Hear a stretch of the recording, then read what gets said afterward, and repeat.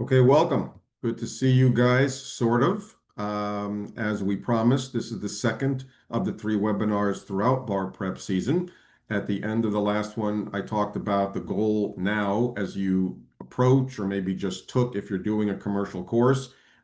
Simulated MBE season is upon us. You either just took it, you're getting ready to take it, kind of halfway through bar prep now, end of June. And then we'll have another one in July. What should I be doing when a lot of those video lectures are over for the last couple of weeks? So today is kind of, again, where should I be, what I should be focused on as it relates to MBE. And we're going to actually walk through a bunch of actual practice questions and just kind of make sure we're refreshed, detoxing from any bad habits regarding the reading comp portion for doing questions. Because I know a lot of you, been reading my outlines, been looking at my cards, studying my flashcards, you know a ton of law, and that's why I'm always saying this time of year that when you make a mistake on an MBE question, the key is to know why did you make the mistake. Everyone's paranoid about the stats. We'll talk a little bit about that later, but right now the key is why are you making the mistake? And remember, I'm always saying that you always want to separate which questions am I missing because I forgot the buzzwordy definition, I'm confused about the rule, or I knew the rule perfectly, I screwed up the reading comp. So again, last time I said the first half of bar prep should be more law and less practice. So you set yourself up for the end of June and July to do more practice. So here's where we're at. Hopefully, you did what I recommended and you have a good foundation of law in your head. I also said to some of my repeat taker friends, or those of you not doing a commercial course, sometimes you just do too many questions kind of front loaded in bar prep, and then you burn out and you realize, I got to go back and put the law in my head. So if that happened to you, this would be the time for the next week or so to kind of rehab on the law, on the black letter, because just doing more questions isn't going to help. If you're feeling like you've got a good foundation of law, most of the country is like, well, I'm pretty good, but I stink at property, John. I feel much better, but contracts, whew, don't even get me started. So usually most people have one and a half of those subjects where they're feeling a little less confident with the law. Totally fine. Perfect. What do I recommend? I recommend that moving forward every single day, like I said a month ago, but it's easier now, hopefully, with at least a lot of the lectures over as far as MBE is concerned. The stuff that you feel you know. I'm feeling good about tort. I'm feeling good about crim law, etc. From morning till night, a couple minutes here, a couple minutes there. You're in a car, a train, wherever you are, walking around the house, in the office, on a break. Constant repetition of the rules you feel good about because you have to maintain. You know what's going to happen as soon as you ignore tort because it's good, it gets bad again because you get sloppy with the buzzwords, you get sloppy with the reading. So you want to maintain the 4 or 5 good ones per se. And then what do you want to do? Budget yourself a half an hour, 10 minutes, 15 minutes, an hour, whatever you can spare. But every night, focus really intensely on the so-called bad ones, the ones you're working on, the ones you're still struggling with. And remember, don't reread the outline. Don't reread the minutia. Don't just read your cards. Focus on black letter law, the definitions. So when they're testing you on it, you're really focusing on the buzzwords and the issue spotting, not on all the minutia.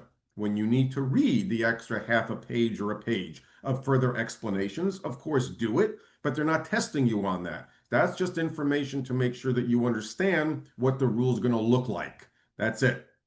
So hopefully every day till you have laryngitis, constant repetition of the good stuff, and then every night, wherever you can, you do some additional review of the law that you're still working on per se.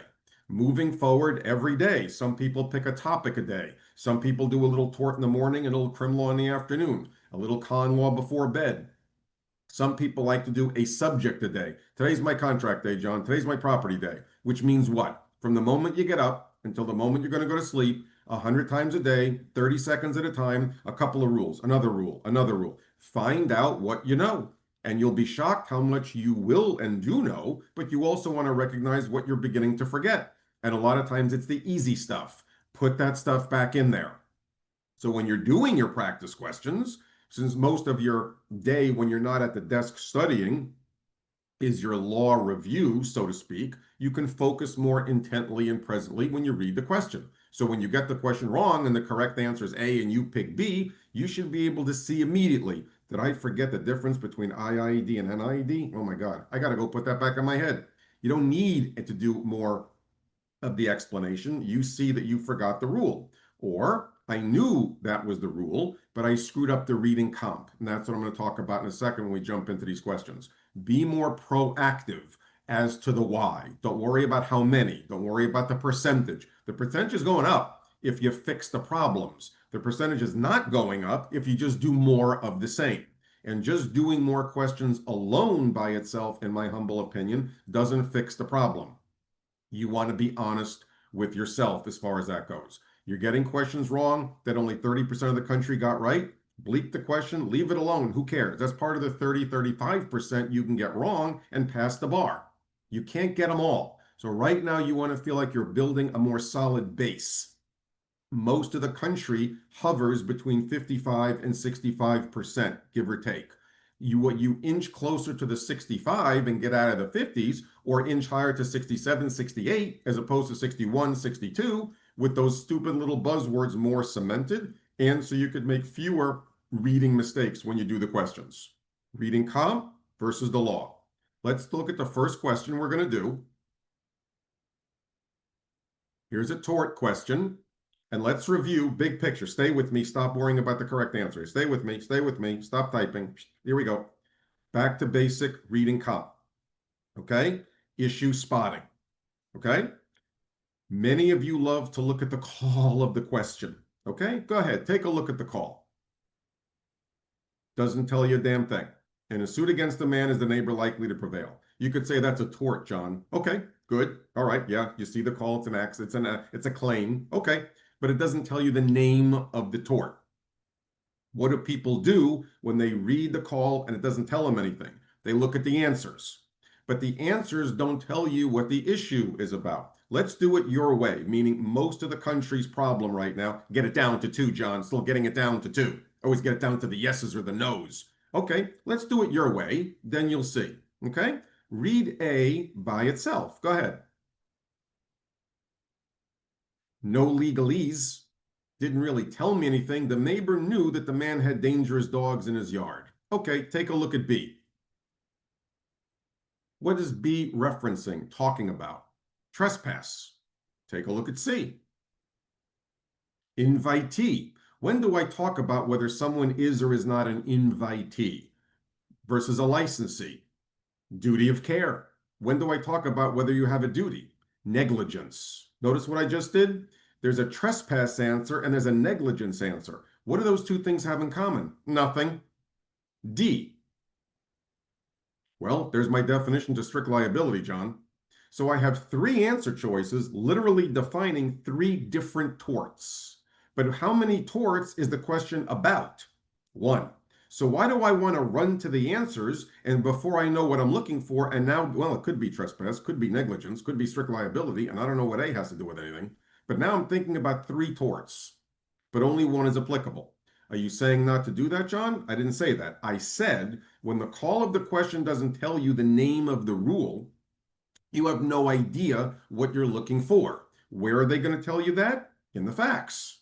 The fact pattern is the most important part of every single question, whether they tell you what the issue is or not. So I recommend before you run to the answers, go back to the facts. Whether you like to look at the call first or you read the facts first.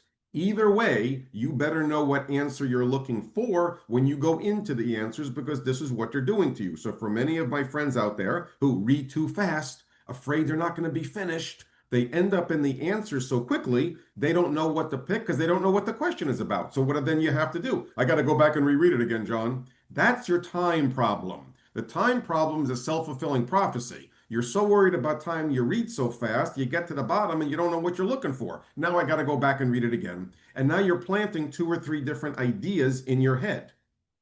What should I do? Forget the answer choices, just read the facts. Take a moment and just read the fact pattern.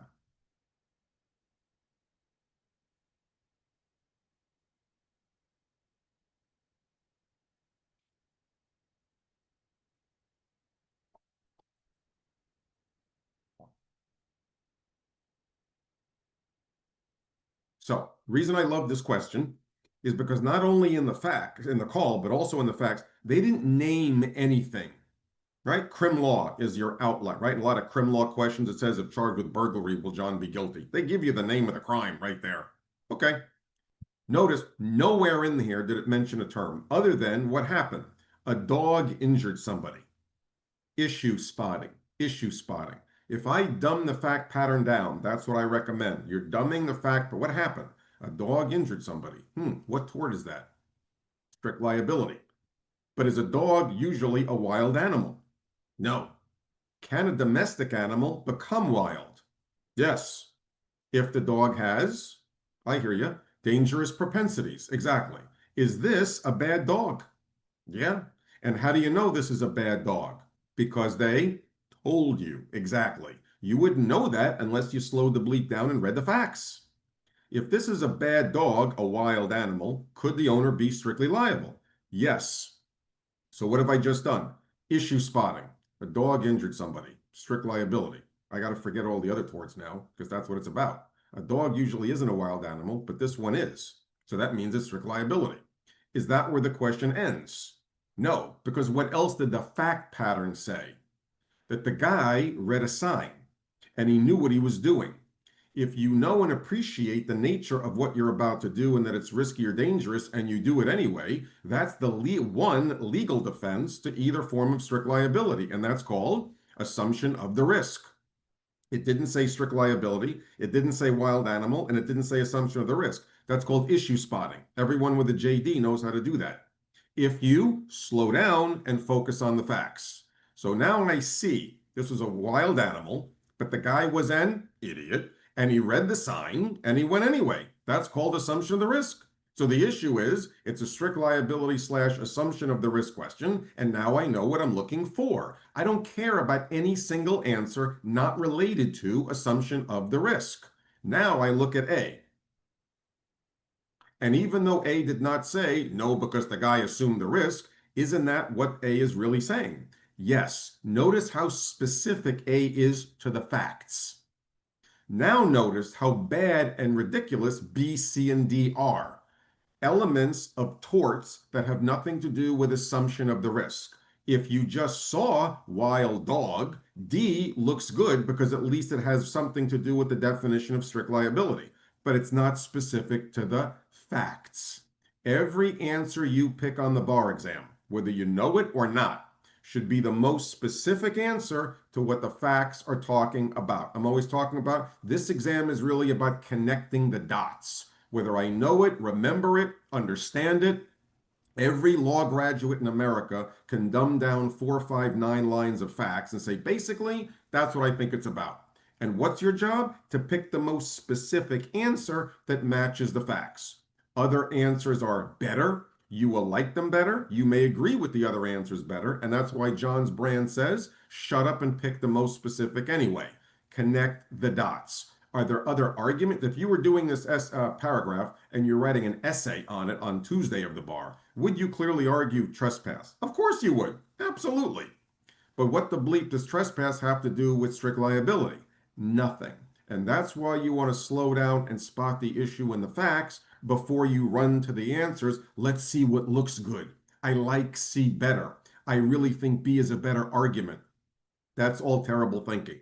Nobody cares what you think. Nobody cares what you believe. I only care about what the facts actually say. Connect the dots. Once you identify the issue, whether they tell you or not, your answer is required to be about that issue. Always go for the most specific, and that's why so many people don't do what I'm talking about. Why? Because they don't spot the issue in the first place.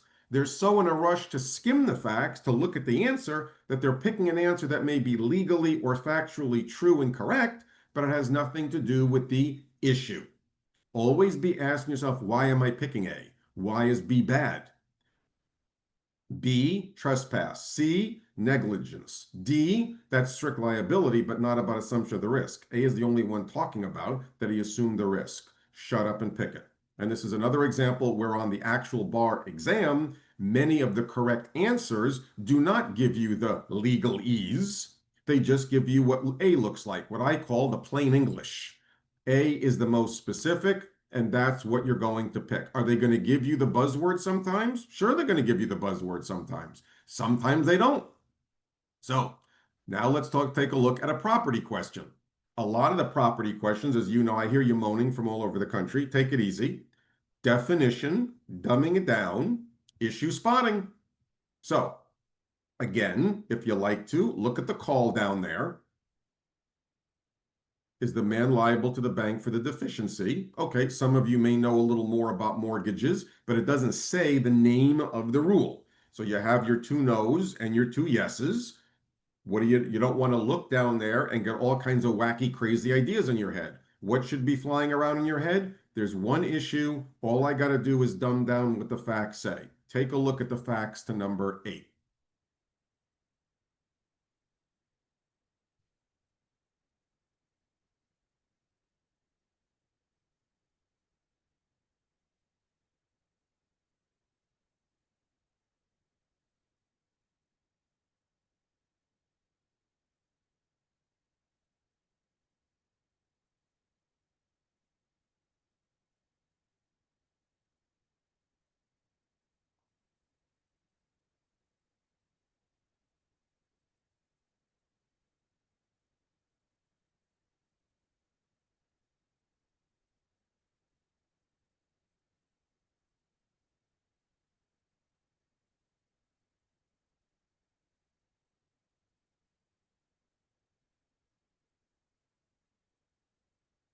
So this is a good example to me where it's going to be pretty black and white if you forgot or confused or just didn't remember the rule versus the reading. In a lot of property questions, you get no help again in the call, but in a lot of the property questions across the board, they just hide the names of those buzzwords in the facts. Warranty deed, quitclaim deed, right? The joint tenancy, tenancy in common.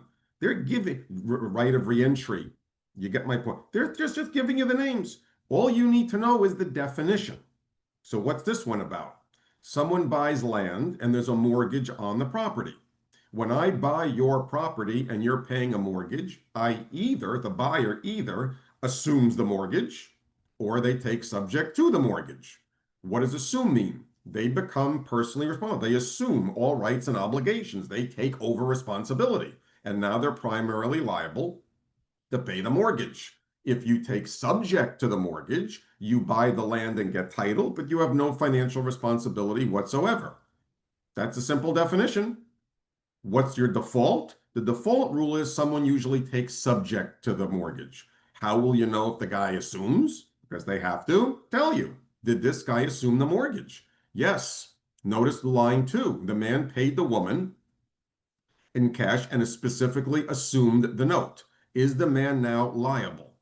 Yes. Could you, by definition, go after the woman secondarily? Yes, unless there's a novation, and the novation is simply a release, being released from all liability. Is that what happened in the second paragraph? The woman was released, correct? The bank later released the woman from any further liability. How will you know that there was a novation, a release? They must tell you, never infer a novation. So now is the guy on the hook by himself? Yeah. And then the guy didn't pay. Is the man liable? I already know where this is going. But I got 2 yes answers, John. Let's take a look at the difference between the two. When you get it down to 2, even if they come to the same conclusion, the 2 that come to the same conclusion will never be, about the same rule. What is C talking about?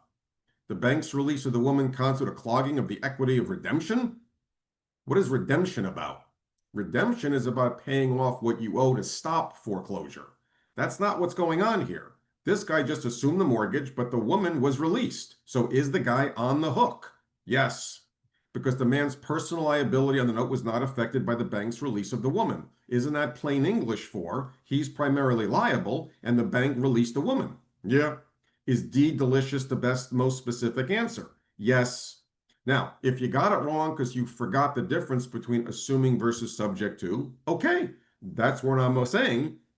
I forgot the difference, John. All I need to do is go back and go over the one-line definition. Yes, and that should tell you, since we're towards the end of June, hey, that's one of those rules I'm vulnerable to keep forgetting. So maybe it would be a good idea once a day for about the 11 seconds it would take.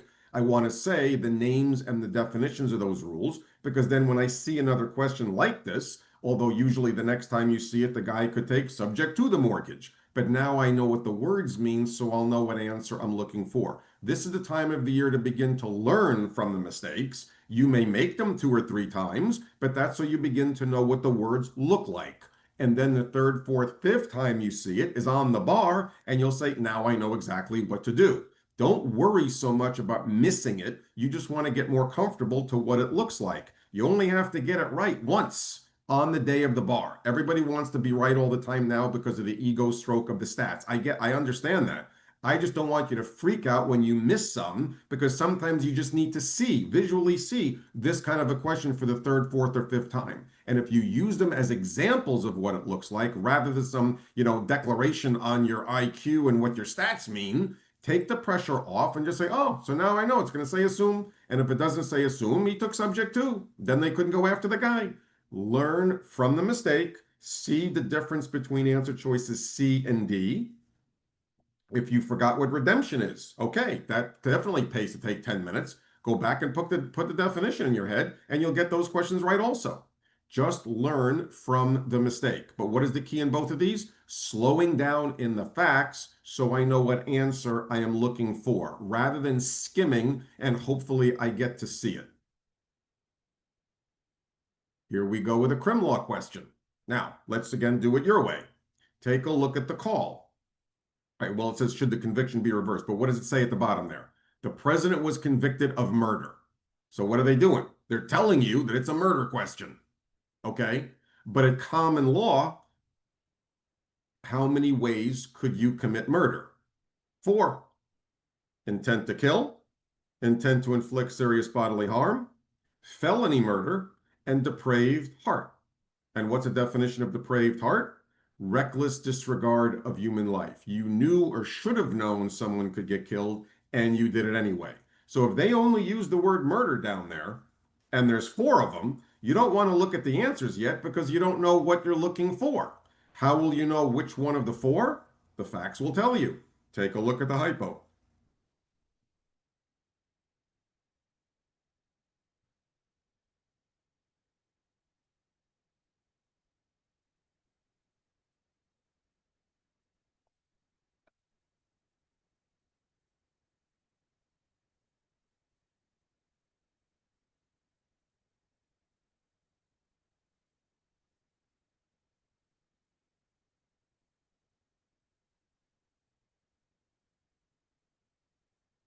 So, as I like to say in my classes, for my PDDA wannabes out there, I don't think this will be murder, John. On appeal, I think it's going to get reversed. I think it could be mitigated down to shh, don't do that, okay? Don't do that. Just be a bar taker. They made the question about murder. Appellate law is not on the bar, okay? Don't litigate. Get out of your head. When they make it about murder, it has to be about one of these. And what can it be about?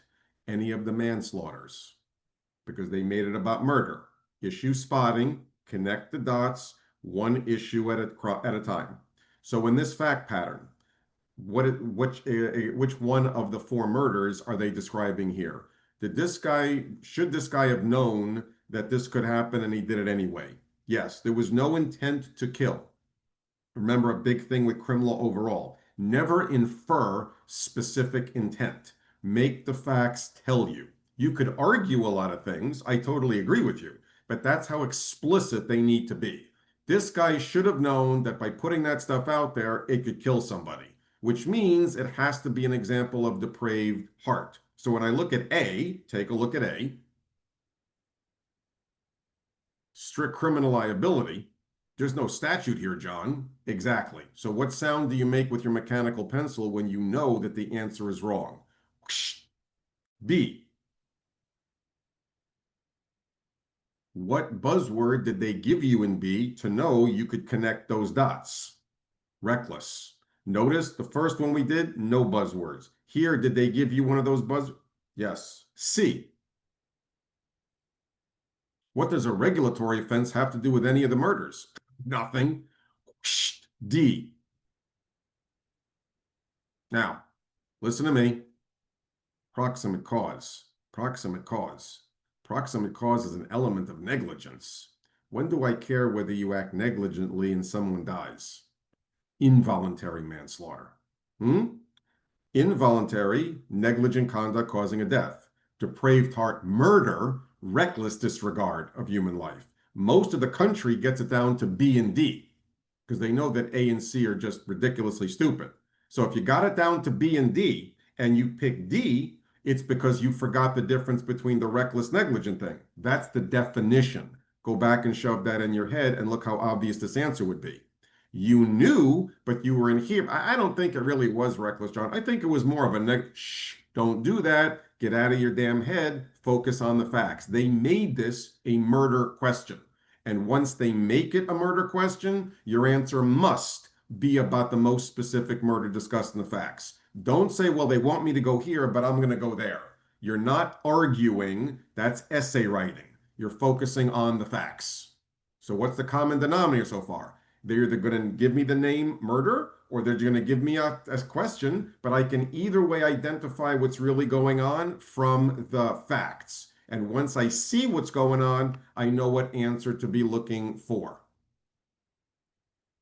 Here's my favorite subject to talk about, con law, because that's what most, not all, con law questions look like. Look at that. Is the law constitutional? Gee, thanks. You must do the issue spotting in the facts to know what you're looking for. Take a look at the fact pattern alone, please.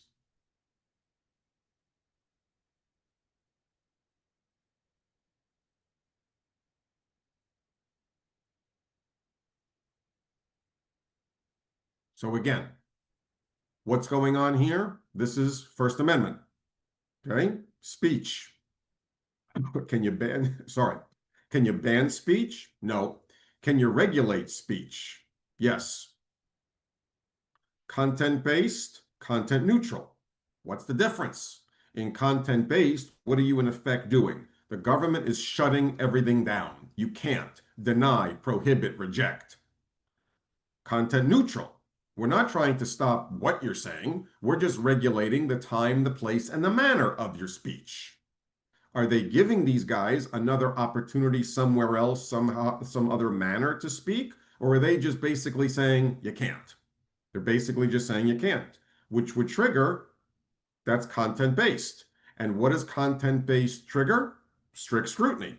What's content-neutral trigger? A form of intermediate scrutiny. Well, if this is just saying you can't, and that triggers strict scrutiny, what's a definition? What are the standard for strict scrutiny? Government has to prove it's necessary to achieve a compelling interest. So now I'm going into the answers looking for some sort of a strict scrutiny answer. Go take a look. A. B. Looks pretty good, John. Now, what do some people do? They read B and say, is that true? Would it be a compelling interest? I don't know. Don't think like that.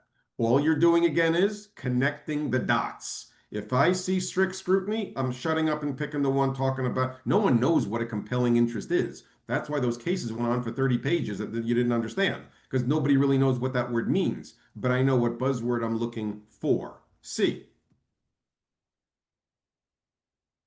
That wants you to think about what? Content neutral, other means. But that's not what we're looking for. D. Right. I'm looking back all stupid, John. Exactly. What's the only answer of the four specific to strict scrutiny? B. Compelling state interest. Shut up and pick it. If you forgot again that you were looking at B and C, which one's the other? Which one's the content neutral? Which one's the time play? I forgot. Okay. All right. Go back and put that in your head. That'll take 10 minutes. This is this. That's that. Now say it for the 18 seconds it's going to take you every day until it becomes part of your vocabulary. And then when you read the hypo, you're not worried about what it's going to be. You'll be able to identify that because the facts are always going to make it obvious. What are they going to do for the next month and on the bar exam? That we also talked about last month. After you do a certain number of questions, what's going to happen? The hypos begin to look familiar. You begin to kind of mentally anticipate, oh, I've seen this one with the display. I know where this is going. But the next time you see it on the bar, could they then say they wanted to, but they said you can do it over here, or you could do it at a particular place? Yes. So remember, they can't change the law on you, but they can and will change the facts. So even when hypos look familiar over the next 5 weeks, or they look familiar on the bar, it's the same underlying issue. The hypo may look similar, just make sure they didn't manipulate a half a sentence or so and all of a sudden change the facts on you. That's why you can peak on exam day by missing these in June, July, and finally getting to the bar and saying, now I know what it looks like. Or you could be getting them all right in July and then, God forbid, being sloppy on the day of the test because you're a little too comfortable. And all of a sudden they get you on 20 questions where all they did was just change the facts ever so slightly. Slow down and be careful every day. That's what's going to make you slow down and be careful on the day of the bar. That's what they call muscle memory. Civ Pro, I hate it too, but take a look at the third. So again, you see it says, how should the court rule on these motions? Whatever. But notice what it said here right above. Both parties move for judgment as a matter of law. They're making this about the motion for judgment as a matter of law, the so-called JMOL, right? What's the point of the JMOL thing? Either the defendant can make it after plaintiff rests or either party after defense rests before the case goes to the jury versus the summary judgment, which is made before the trial. The JMOL looks like it, but it's made during or by the end of the trial before the case goes to the jury. And what's the definitional buzzword for JMOL? A reasonable jury does not have sufficient evidence. Reasonable jury does not have sufficient evidence to find for the other party. Take a look at the facts.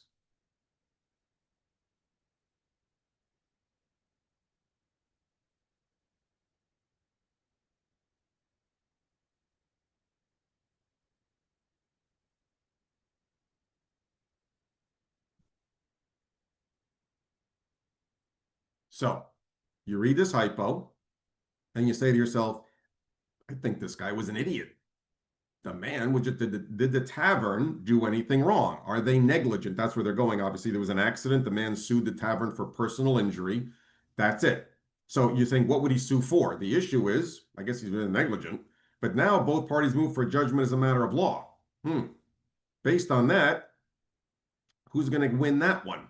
Well, based on the facts, is there any evidence to find that the tavern did anything wrong? No. This guy was just an idiot.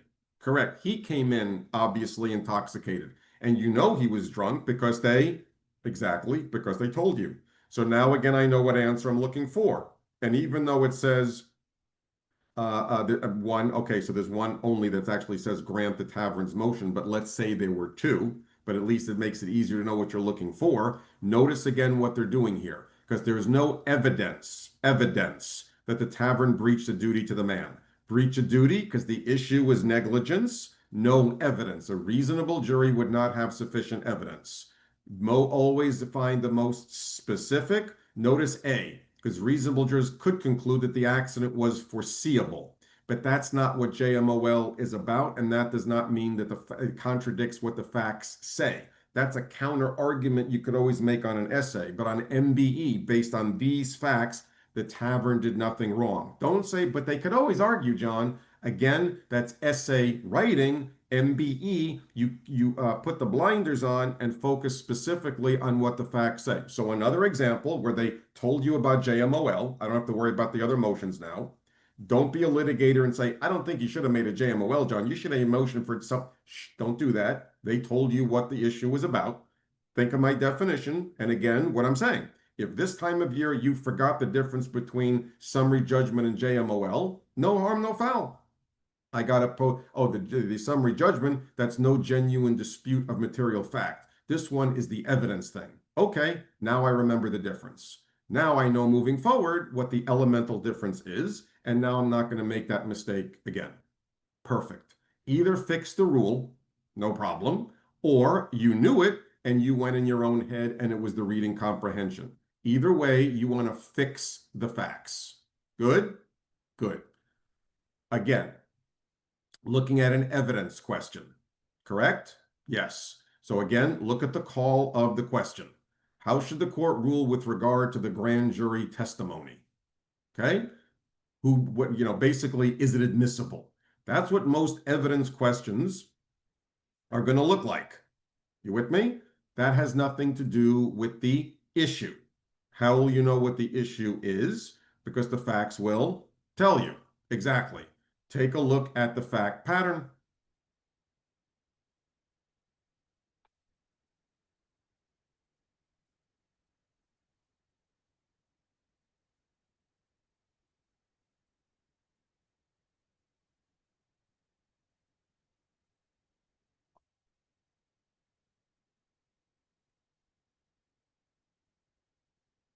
So, quick again review of a law. This is a little tricky question per se, but again, what am I always saying?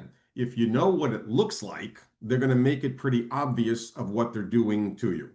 Okay? So, clearly, he's trying to get impeached. Yes? You're trying to basically contradict what the guy said. Hmm? So, by the way, as soon as you see a statement by party opponent, okay, that's an admission. That's an admission. Admission by party opponent. This is not an admission. This is to impeach. B, impeachment. C, former testimony exception rule. Totally different than an admission, impeachment, and former testimony. D, it's a testimonial statement. What? I know they're bringing this in to impeach. So if I just looked at it as an impeachment question, I could see why B is the only one that I can connect the dots. That's big. But many of you know that you've seen some of these questions where the answers will say admissible to impeach only, and this one admissible to impeach and as substantive evidence. Why is B coming in here, or why is B correct? Because it says and for substantive evidence. Why? I'll tell you. Because this is what they call a prior sworn inconsistent statement. Prior sworn inconsistent statement. Listen to me. Most of the time when you're doing an impeachment question, most of the time, the statement you're impeaching the witness with wasn't made under oath. It was just something the guy said. So 99% of the time, the answer is just going to be admissible to impeach only, because that's the only reason you're allowed to bring the thing in. Once an exam, the statement you're bringing in to impeach was actually made under oath. Grand jury, sworn affidavit. Oh, and if you bring in something to impeach me and that statement was made under oath, that's called a prior sworn inconsistent statement, which is called non-hearsay. And that's one of those four kind of statements that if it's one of the non-hearsay statements, it's always admissible as substantive evidence. What does substantive evidence mean? Doesn't matter, who cares? It's just a phrase, know when to pick it. So here B is saying both for impeachment and for substantive use because it's a prior sworn inconsistent statement. And when I see that, I know that's also called non-hearsay, whatever that means, and that's when I shut up and pick for both. If the statement you're bringing in to impeach the witness is not made under oath, then it's just to bring it in to impeach. That's what I'm looking for. And that's all I need to worry about. So here they made it a little easier, if you will, because again, what am I trying to get across? Notice how different the answer choices are. You've got an admission answer, an impeachment answer, a former testimony answer, and a testimonial statement answer. Four issues that have nothing to do with one another. Only one matches the facts. If you reskim to look at the admit, exclude, you're looking at the conclusion, you're by definition forgetting about the issue. Always go back and focus on the issue first. That's how you know what answer to be looking for. If you get it down to two that come to the same conclusion, then by definition, you don't know the issue.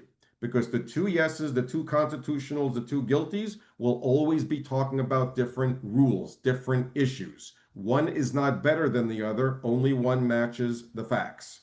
If you saw that it was an impeachment question and one says admissible to impeach only, admissible to impeach and for substance, like I know where it's going, John, I got it down to two. They're both murder answers. They're both battery answers. One says yes, one says no. One says guilty, one says not guilty. What should I do then? Then it also means you know the issue, but you miss something in the facts. Because if the two answers are coming to opposite conclusions, again, by definition, you should know whether I'm guilty, admissible, or it's constitutional based on what the facts said. So in all these questions, what are the themes we're trying to get across? Much of the time, the call doesn't tell you anything. Don't run to the answers, go back to the facts. Now I know the issue. I know my rule in my head. I know what the facts told me. So now I can go down to the answers and know what I'm looking for. If you get it wrong, be honest with yourself. Did you get it wrong because you forgot that buzzwordy definition? I got to go back and put that in my head and keep reciting it for the 10 seconds it takes. And now I just bought myself an extra question. I missed it because I read too fast. I've never seen prior sworn inconsistent statement, John. Now I see grand jury testimony. Okay, star the question, flag the question. If it's in a book, take your $100 highlighter and highlight the phrase. Make a note when I see sworn. Okay, that's substantive use. Learn from the mistakes. Now I see what it looks like. I recommend this time of year, once a week, Friday night, Saturday afternoon, Sunday. Go back and look at these kind of reading mistakes from the last 5, 6 days. Study them because these are examples of what you're going to see for the next 5 weeks and on the bar exam. And if you can just add one more, that's why I like doing this question. Oh, now I know what the prior sworn thing looks like, John. Okay, I'll never make that mistake again. Exactly. Now I see the word assume the mortgage. Hadn't seen that before. Okay, you get my point. Learn from the mistake. If you can pick up one more reading tip each week and get one more rule at the tip of your tongue that you're not forgetting or confusing, that's a lot of freaking points over the next couple of weeks. Don't worry about how many questions you're doing. Worry about why you're getting them right or wrong. So, as you kind of leave lectures to go into practice, yes, I recommend a daily set of MBE questions. If you're done with the MBE lectures, start with a modest number. Again, I'm not trying to contradict what you're being told. If you're comfortable doing something, your schools, your programs, the companies, whatever, that's perfectly fine. But a small, modest number of mixed questions. I do recommend them in practice mode now, and then in July, the exam mode, so you can get used to kind of doing one question after the other. But still, you want to learn from these mistakes. 20, 25 questions a day, 25, 30. Again, sometimes those of you taking a course, you're still working on your other videos. Sometimes you only have time to do 10 or 15. It's not about the amount, it's how well you're reading. So gauge, I'm a little more tired, I'll do a little less. I'm feeling a little more awake, I could do the 20, 25. Each week as you get into July, you can increase that by 5 to 10 here or there. You get my point. You can increase it over time. When we come back in a couple of weeks, I'll tell you how to do them for the last couple of weeks. But remember, you don't want to do them just to do them, and you don't want to get sloppy with your law. So from the moment you wake up to the moment you close your eyes, that should be recitation of black letter law of a single subject or two throughout the day, so you know what you're forgetting, and you can shove those rules back in your head. And a mixed, small, modest set consistently of all the subjects, so you're beginning to see how to mentally jump back and forth between all the subjects. The muscle memory of the reading is the most important. And of course, most importantly, gaining the confidence that you slow down in the facts. At the risk of sounding like a used car salesman, but I'm trying to help everybody, there is the video on AdaptiBar. If you still feel like you're having a lot of these issues we've talked about tonight, there's that standalone video called Mastering the MBE, which is basically me talking for another hour and 15 minutes about everything I'm saying now in much more detail and walking through kind of a step-by-step approach on what we're talking about. So if you feel you need a little, quote, refresher, kind of get pushed back on track, so you're reading more consistently, that video, humbly and respectfully, I believe will help you kind of get more of that structure and discipline when you're reading the questions. You already know it. Maybe you just fell off the track a little bit because of the course, anxiety, doing a lot of questions. You're beginning to hit the wall. Fine. That's why we did this today. Take a step back, realize, yeah, I think I'm reading too fast. Yeah, I think I'm just getting it down to two and staring at the two answers. I'm not even focusing on issue spotting anymore, John. I think I was too hyped up with my numbers. I got to get back to basics. Okay, there's your answer. Start small, start slow, and then build up. Don't do the massive quizzes and worry about your time. Timing and quantity will kick in by the middle of July. Right now, always be focusing on the fundamentals of the reading, one at a time, two at a time, going back and forth between one subject to the next. These are the fundamentals that are the most important. Then speed and all the quantity will kick in later on. Always be honest with yourself. Know what law you need to put back in your head. Know why you missed the question. More quality of your work rather than the quantity. So when you go into those answers and you can really contrast what each answer is about, and you see that there's only one that's the most specific, or you did get it down to two, but you know A is the one specific to the facts, what are you supposed to do? Shut up and pick it. Get out of your head, be confident and aggressive. You're not going to get them all right. You're not supposed to get all of them right. You're not going to remember all the law. No one does remember the law. You're trying to remember 5 or 10% more law 5 weeks from now than you know now. You're trying to reduce the reading mistakes you're making now by 3, 4, 5%. That shockingly throws your score in totally to a different place by the day of the test. And every day for the next couple of weeks, remember, your percentages each day is not a declaration that you're going to pass or fail. It's just where you are each day. Yes, at the end of the week, you take a look at 5, 6, 7 days of practice, that's much more of an indication of where you're at. Okay? Your goal doesn't have to be today. Your goal is to be low to mid 60s by early mid July. You want to be more comfortably with the number 6 rather than the number 5. If too many days a week you're still in the 50 somethings, usually that means, again, you're just reading too fast on too many questions, slow down, or there's too many rules you're beginning to forget. Maybe I need to do a review of my law first before I do more questions. You fix each one, you're comfortably going to be in the mid 60s and then only go even better towards the end of July when we see each other again. Fix the tweak with the law, fix the tweak with the reading, make sure that you have more quality for each question that you read, and you're sticking to those fundamentals so you can shut up and pick it. I know it's a tough time of year. You got it. You're going to do it. Stay confident, stay pissed off, keep the battery on the shoulder. We're here for you, and we look forward to seeing you again in a couple of weeks. Come back feeling more confident with more law, and come back feeling more confident that I'm reading those questions more consistently. Take care. Stay in touch. Love you guys, and we'll see you soon.